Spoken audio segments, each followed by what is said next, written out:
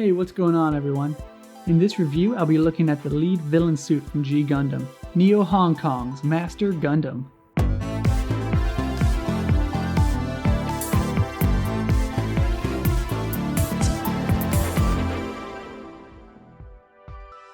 As usual, I'll be reviewing this mobile fighter in 4 categories: the build, the appearance, the articulation, and the gimmicks. I'll be giving each a score from 1 to 5, so at the end I can tally it all up for an average score. Hopefully I can help you decide if you should pick up this Master Grade. Okay, now let's get right into this build. Right up front, I've got to say this is a fairly dated Master Grade, coming out way back in March of 2002. For reference, it came out 4 months after the God Gundam, but a few months before the Shining or Spiegel. These Master Grades were the first to feature full inner frames, so they're really interesting builds, especially for experienced builders. Having said that, these inner frames do show their age quite a bit.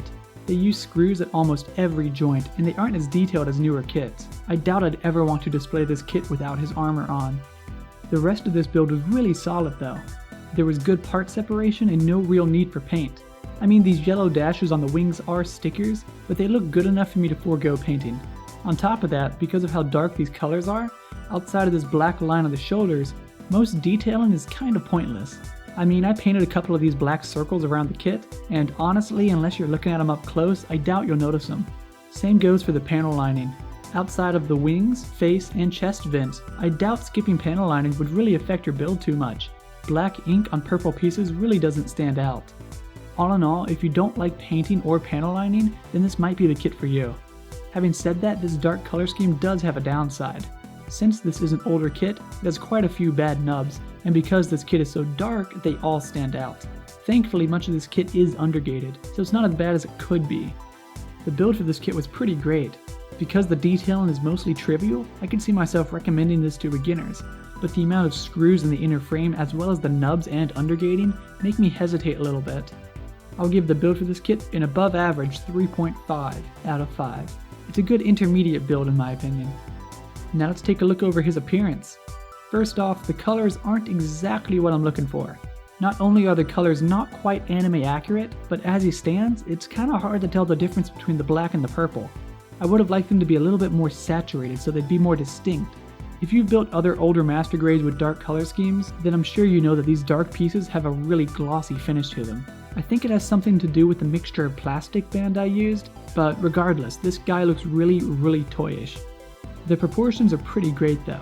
He's a little slimmer than his anime appearance, but not by much. Specifically the shoulders could have used some bulking up. Regardless, he looks just like his line art. I really like how minimalistic the panel lines are. Outside of the head, there's really nothing that wasn't in the original anime. Again, outside of the face and wings, you could probably skip panel lining altogether. You only get 1 sheet of decals with this kit. It's this peel and stick set of kanji and King of Hearts symbols. These are really cool in my opinion, because you can really make the kit your own. But as always, I only put on a model number decal on the shoulder and left the rest anime accurate. I really like the appearance of this kit, however the colors and toyish gloss of the plastic doesn't really make him stand out on my shelf. Still, he looks a lot like the anime, and that's really what I'm looking for. I'll give the appearance a very respectable 4 out of 5. Maybe a nice top coat could improve it. Now let's take a look at this fighting action. Despite this large spike, the toes can move up and down pretty well. The key is you can move this spike up and out of the way. The feet also feature rubber soles for grip, so he can always find footing. The ankles are on a single, off-center ball joint, so you're not really going to get too much out of it. On a side note, these ankle guards are extremely loose, so you really have to be careful of them popping up. You get a pretty solid 180-degree bend from the knee. This is actually really phenomenal for its time period. The hips are the old style ball and socket, so you get good kicks, but limited splits and twists. Thankfully the skirts are all independent, so they never really get in the way. The chest is on a pretty unrestricted ball joint, so you can tilt and spin him, but nothing too complicated. You can push the chest inwards a little bit, so it doesn't get in the way of his arms. The shoulders feature a pop-out that is so great, Bandai actually encourages you to do his iconic arms crossed pose by giving you a dedicated set of hands. You get the usual 360-degree spin from the top of the arms, as well as what would be a 135-degree bend from the elbow if it wasn't for the shoulders. Like the other G Gundam Master Grades, you get a set of interchangeable rubber hands. Each one serves a specific purpose, but I'll get to that in the next part. The head is on a forwards and backwards hinge and a ball joint, so you get good tilts forwards and backwards, but you're pretty limited side to side. Now onto these wing binders. They're all hinges, so you get good movement side to side and up and down. Unfortunately, they don't have anything else going on. They don't even open up. They also pose a bit of a weight issue. It's nothing crazy, but just enough for you to be wary of. While using screws is a major negative during the build, when it comes to the articulation, it's actually a real positive. This guy will hold any pose you put him in, and thanks to his inner frame, he can hit tons of cool poses. I'll give the articulation for this kit another 4 out of 5. He's a lot of fun to just have on your desk and mess around with every now and again. And finally, let's look at these gimmicks.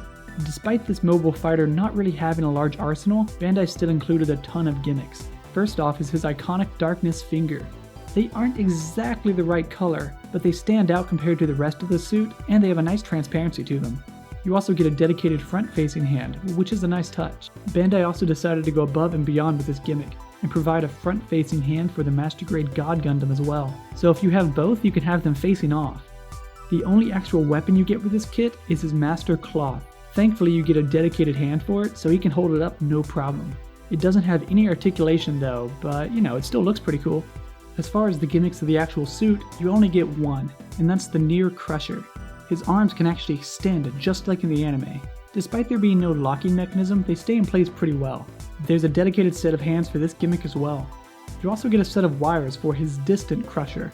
You just pop off the forearm and attach these wires and you're good to go. They actually have a metal wire inside, so you can literally have his hand shooting straight out. It's really amazing. The Master Gundam also has one more gimmick. The wing binders should be able to fold around the Gundam to create this cloak-like armor, but unfortunately that feature is absent from this model kit. This makes the wing binders essentially pointless. I really don't know why this feature wasn't included. I mean, the wing binders are already here, so why not make use of them? Anyway, the gimmicks for this kit are pretty amazing. Bandai even included stuff that I wouldn't have thought to include, like the God Gundam hand and the crossed arm hands. So while this should get a perfect score, it lacks the wing binder gimmicks it should have, so I have to knock it down from a perfect score to a 4.5 out of 5. Okay, it's time to wrap this up for an average score. The build was a 3.5 out of 5. There's really no need for detailing, but at the same time there's a lot of screws and a couple of bad nubs. The appearance was a 4 out of 5. I'm not a fan of the colors or how toyish the plastic is, but the proportions and decals are pretty great. The articulation was another 4 out of 5. This guy will hold any pose you put him in, and thanks to his inner frame, he can hit a lot of cool poses too. And finally, the gimmicks received a 4.5 out of 5. It's almost perfect, but the absence of his cloak is a letdown. Tallying all that up and dividing, this kit receives a 4 out of 5, or an 80%. That's actually a really high score for an old school Master Grade. The build has some issues and the plastic looks a little cheap, but it's still an all-around great model kit. I'd recommend it to just about anyone interested in G Gundam.